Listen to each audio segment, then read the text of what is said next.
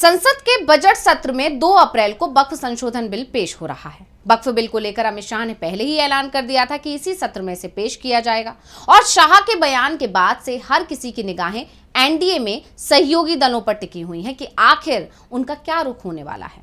क्या सहयोगी दल, जिनके लिए मुसलमानों का वोट हासिल करना अपने सियासी वजूद को बचाने के लिए बेहद जरूरी है, क्या वो इस बिल का समर्थन करेंगे? क्या ये बिल संसद में पास हो पाएगा?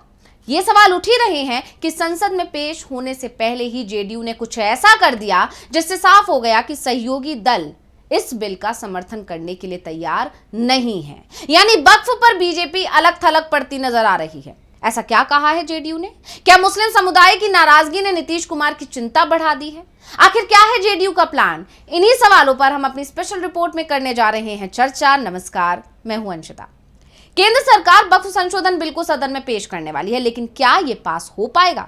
इस पर सवाल बना हुआ है, क्योंकि बिल के पेश होने से पहले ही सहयोगियों ने बता दिया है कि वो इस बिल के समर्थन में नहीं है। हाल ही में चंद्रबाबू नायडू का एक बयान सामने आया था, जिसमें उन्होंने वक्फ संपत्तियों की सुरक्षा का वादा किया था। यहां तक कह दिया था कि उनकी पार्टी मुसलमानों के हक में फैसला लेने का कोई मौका नहीं छोड़ेगी, ना ही चूकेगी। इसे चंद्रबाबू नायडू की बीजेपी को चेतावनी भी माना जा रहा है। तो वहीं अब नीतीश कुमार ने इसे लेकर मोर्चा संभाल लिया है। यानी नायडू तो पहले से ही वक्फ बिल को लेकर नाराज दिखाई दे रहे थे, अब नीतीश कुमार भी उसी तरफ बढ़ते हुए दिखाई दे रहे हैं। नीतीश कुमार ने तो बाकायदा बीजेपी को सुझाव भी दे दिए हैं। एनडीए की सहयोगी पार्टी जेडीयू ने सरकार को 3 सुझाव दिए हैं। पार्टी सूत्रों का कहना है कि सरकार से उनको आश्वासन मिला है कि जब ये बिल चर्चा के दौरान आएगा तो उनके इन सुझावों को शामिल किया जाएगा। तो अब सबसे पहले तो ये जानते हैं कि नीतीश कुमार के नेतृत्व वाली जेडीयू ने सरकार को कौन से 3 सुझाव दिए हैं जिसने सियासत को गरमा दिया है। तो जेडीयू ने सरकार से कहा है कि जमीन चूंकि राज्य का मामला है, लिहाजा नए कानून में भी यही प्राथमिकता बरकरार रहे। जेडीयू का दूसरा सुझाव है कि नया कानून पूर्व प्रभाव से लागू नहीं होगा, यानी जब यह कानून बने उसके बाद के संपत्ति विवादों पर ही इस कानून का असर हो। उससे पहले जिन संपत्तियों पर वक्फ का दावा है उस पर इसका कोई असर नहीं है। बस शर्त एक होनी चाहिए कि वक्फ संपत्ति पंजीकृत हो, मतलब जो वक्फ संपत्तियां रजिस्टर्ड हैं उन पर असर नहीं पड़ना चाहिए। लेकिन कोई विवादित या सरकारी संपत्ति है जो कि रजिस्टर्ड भी नहीं है, उसके भविष्य का फैसला वक्फ बिल में तय मानकों के हिसाब से हो। साथ ही अगर कोई वक्फ संपत्ति सरकारी जमीन पर है तो उसका फैसला भी बिल के मुताबिक हो। नीतीश की पार्टी का तीसरा और आखिरी सुझाव है कि अगर कोई वक्फ संपत्ति पंजीकृत नहीं है लेकिन उस पर अगर कोई धार्मिक भवन, मसलन मस्जिद, दरगाह या कोई स्मारक बना है तो उसको तोड़ा ना जाए, उसका स्टेटस बरकरार रखा जाए। जेडीयू की तरफ से ये सुझाव तब दिए गए जब अमित शाह बिहार दौरे पर पहुंचे। यानी जेडीयू ने साफ साफ बता दिया कि मुस्लिम समुदाय को नाराज करके जेडीयू बीजेपी के साथ नहीं जाएगी। यही नहीं, जेडीयू की तरफ से सुझाव दिए जाने के बाद एक बार फिर नीतीश के करीबी खालिद अनवर के बयान की चर्चा होने लगी। आपको याद होगा, कुछ दिन पहले खालिद अनवर ने बयान देकर चर्चा गरमा दी थी कि नीतीश कुमार ने बिल का विरोध करने का मन बना लिया है।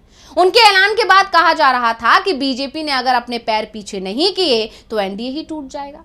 उन्होंने कहा था कि मुसलमानों में विधेयक को लेकर डर है, जब तक शंकाएं मुसलमानों की दूर नहीं होंगी तब तक संसद में पास नहीं होगा। वक्फ की संपत्तियों को लेकर मुसलमानों में डर पैदा किया गया है और नीतीश चाहते हैं कि स्टेक होल्डर्स की शंकाओं को दूर किया जाए।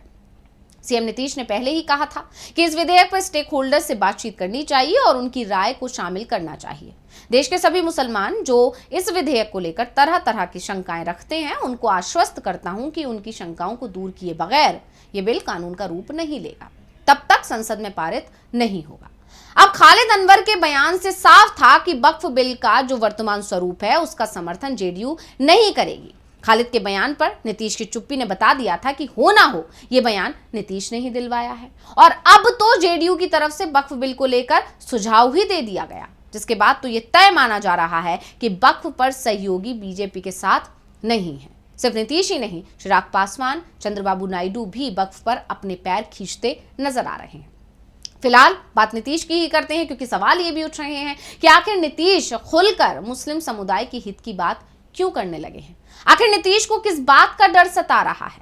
तो वक्फ बिल को लेकर जेडीयू के तेवरों से बीजेपी भी डरी हुई दिखाई दे रही है और इसलिए अमित शाह, जो अभी तक संकेत दे रहे थे कि बिहार में चुनाव के बाद सीएम पद किसके खाते में जाएगा, ये बीजेपी का संसदीय बोर्ड तय करेगा, लेकिन जब वो बिहार के दौरे पर पहुंचे तो उन्हें एहसास हो गया कि जेडीयू वक्फ बिल पर पाला बदल सकती है। इसलिए अमित शाह ने नीतीश को अपने पाले में रखने के लिए यहां तक कह दिया कि विधानसभा चुनाव एनडीए नीतीश के नेतृत्व में लड़ेगा।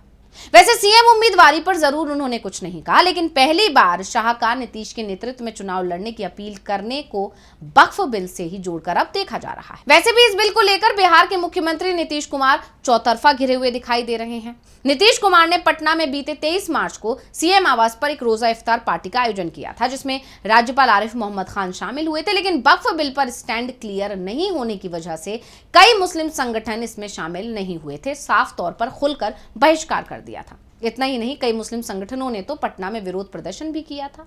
अगर नीतीश कुमार वक्फ बिल का समर्थन नहीं करते हैं तो बीजेपी का मामला बिगड़ जाएगा और अगर करते हैं तो उनका वोट बैंक गड़बड़ा सकता है। क्यों बिहार में नीतीश कुमार के लिए मुस्लिम इतने जरूरी हैं, इसके लिए थोड़ा आंकड़ों पर नजर डालना जरूरी है। तो बिहार में करीब 17.7% आबादी मुस्लिम है। राज्य की कुल 243 विधानसभा सीटों में से 57 सीटों पर मुस्लिम वोटर्स निर्णायक भूमिका में हैं। इनमें से 47 सीटों पर 50% मुस्लिम वोटर हैं, जबकि 10 सीटों पर करीब 40% आबादी मुस्लिम है। ऐसे में अगर वोट बैंक की परवाह किए बिना नीतीश कुमार वक्फ बिल का समर्थन करते हैं तो उनके साथ खेला हो सकता है।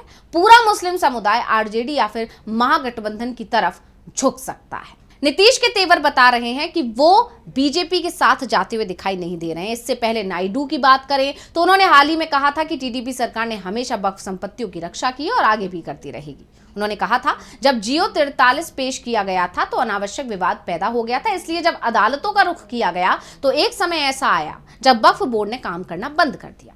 हमारी सरकार आने के बाद हमने उस आदेश पर रोक लगा दी। सबकी राय लेते हुए कार्य बोर्ड का गठन किया गया। हम वक्फ बोर्ड की संपत्तियों की रक्षा करेंगे। हम वंचित मुस्लिम परिवारों के आर्थिक उत्थान की दिशा में काम करेंगे। टीडीपी ने हमेशा मुस्लिम समुदाय का समर्थन किया है और आगे भी करेगी। अब बीजेपी की दो बड़ी सहयोगी पार्टी, एक तो टीडीपी और जेडीयू, दोनों ने कहीं ना कहीं अपना स्टैंड क्लियर कर दिया है। इसके बाद चर्चा चिराग पासवान की होने लगी, तो चिराग पासवान ने भी वक्फ बिल को लेकर अपना रुख साफ कर दिया। उन्होंने कहा कि जब बिल आया नहीं उसके ऊपर चर्चा नहीं हुई, जब आएगा तो चर्चा होगी। अपनी बातों को रखिएगा, उसके बाद आप बोलिएगा कि क्या सही हुआ क्या गलत हुआ। पहले से बातें करके समाज के बीच में गलत संदेश देना, भ्रमित करना बिल्कुल उचित नहीं है। यानी चिराग पासवान अभी खुलकर कुछ बोलते हुए नजर नहीं आ रहे हैं, लेकिन ये साफ है कि उनकी विचारधारा भी मुस्लिम समुदाय के समर्थन में है, वो बीजेपी की विचारधारा से मेल नहीं खाती है। लेकिन ये भी तय माना जा रहा है कि जिस तरह से नीतीश और नायडू अपना स्टैंड क्लियर कर रहे हैं, इनकी देखा देखी जल्द ही चिराग पासवान भी अपना स्टैंड क्लियर करते हुए दिखाई देंगे और बीजेपी पर तीनों सहयोगी दल की तरफ से दबाव बनाया जा रहा है, जिसमें वो कामयाब होते भी दिख रहे हैं। तो रिपोर्ट आपको कैसी लगी हमें कमेंट करके अपनी राय जरूर दीजिएगा। इसी के साथ मुझे दीजिए इजाजत। देखते रहिए डीवी लाइव। नमस्कार।